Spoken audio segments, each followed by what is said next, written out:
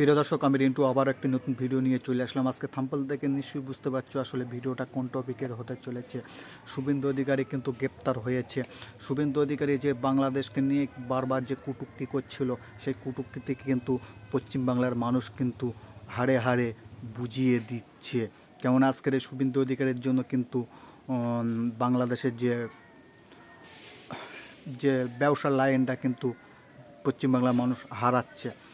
বেশি দেরি করব না, শুভেন্দু অধিকারী সেই ভিডিওর বক্তব্যটা তুলে ধরবো। আসলে কি বলতে চাচ্ছে শুভেন্দু অধিকারী, আসলে বাংলায় তার আজকের কি দশা হয়েছে, চলো ভিডিওটির দিকে আসা যাক।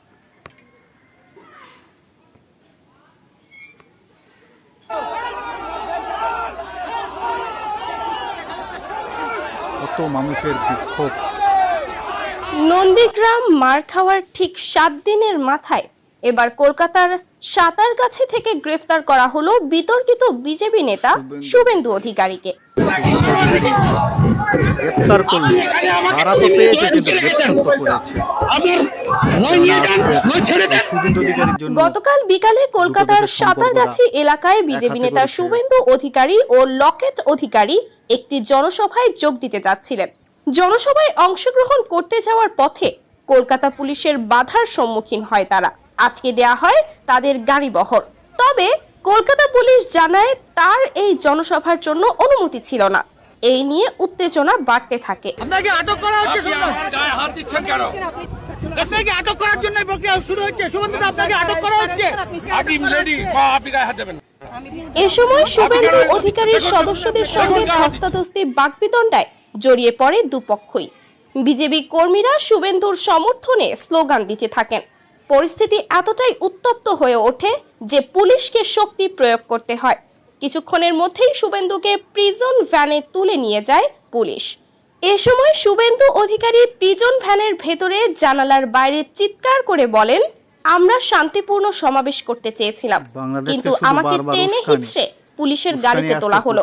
অবৈধ শান্তিপূর্ণ আন্দোলন, 5 জন দেখা করতে চাইছিলাম স্বাস্থ্য ভবনে, দিল না, টেনে হিঁচড়ে গাড়িতে তুললো।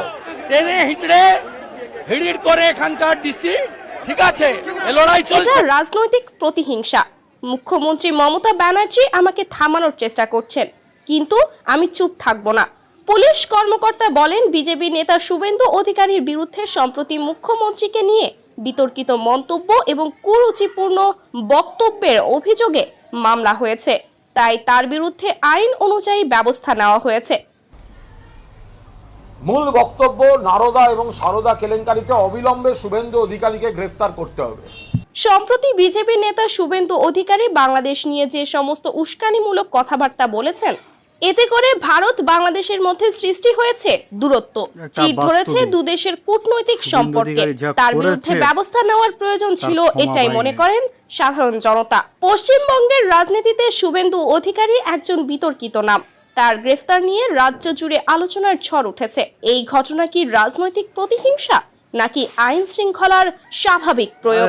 আপনার মতামত জানাতে কমেন্ট করুন। প্রিয় দর্শকবৃন্দ, আমরা বাংলাদেশি মানুষরাও চাই ভারতের এই বিতর্কিত বিজেপি নেতা শুভেন্দু অধিকারীকে দ্রুত গ্রেফতার করে আইনের আওতায় আনা হোক। আর এরই জন্য এই ভিডিওটা আপনাদেরকে উপহার দেওয়া হলো, যাতে করে শুভেন্দু অধিকারীর গ্রেফতারের পরবর্তী ভিডিও আবার নতুন আনবো। তার আগে অনুরোধ করব, সাবস্ক্রাইব করুন, বেল ঘন্টাটি বাজিয়ে আমাদের পাশে থাকুন। থাকলে কি হবে, নতুন কোনো ভিডিও আপডেট করার সাথে সাথেই সকলের আগে তোমার কাছে